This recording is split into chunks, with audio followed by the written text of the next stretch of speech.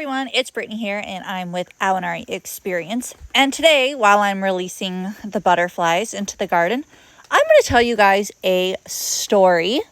Now, this story is going to deal with a topic along the line of survival of the fittest and what that really kind of means. Now, this story I learned when I was in middle school. I read it in a middle school science textbook. So that just kind of tells you it was a little bit ago, but still, I really liked this story and I thought it really did a good job of explaining really what survival of the fittest means.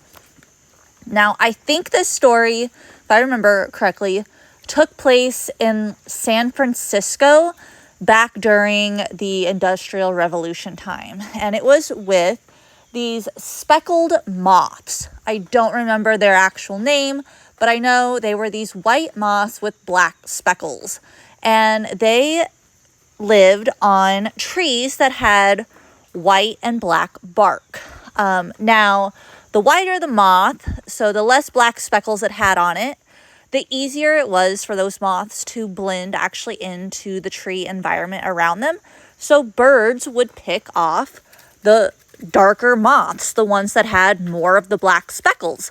But once the Industrial Revolution hit, there was more smog and black particles in the air that then coated those trees. So their white bark trees eventually became more black in coloration, which then meant that the white moths with the black speckles, the more black speckles they had, the better it was for them. The birds didn't recognize them as quickly on the trees, so it was the white moths that then were getting eaten.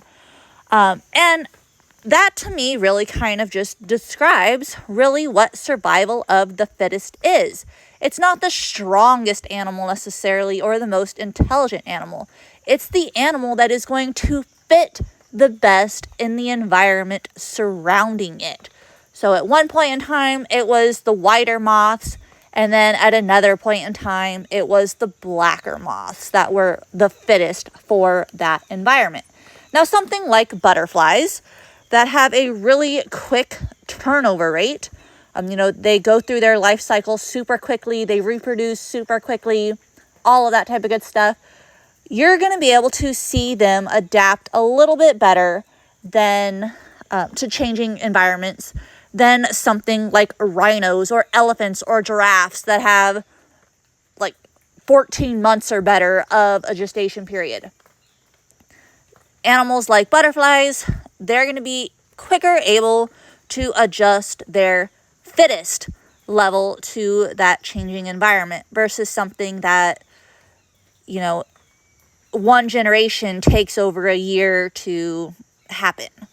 And that is something important for us as conservationists and just as people to kind of keep in mind, again, as we go about our lives and are trying to conserve the wildlife and all the animals that we love, that for some animals, like I said, it's going to be easier for them to adjust quicker than it is for other animals. And we have to keep that in mind too, then when we are actually seeing differences being made.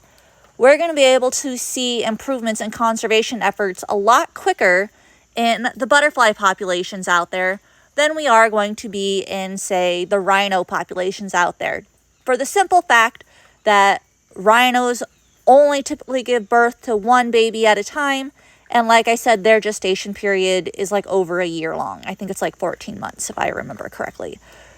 So it is going to take longer to see improvements in that conservation field. It doesn't mean improvements aren't being made.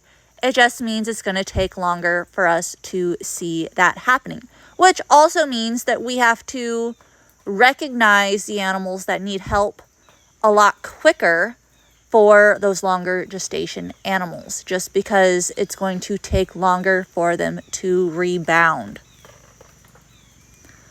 So yeah, I hope you guys enjoyed my survival of the fittest story that I remembered from middle school.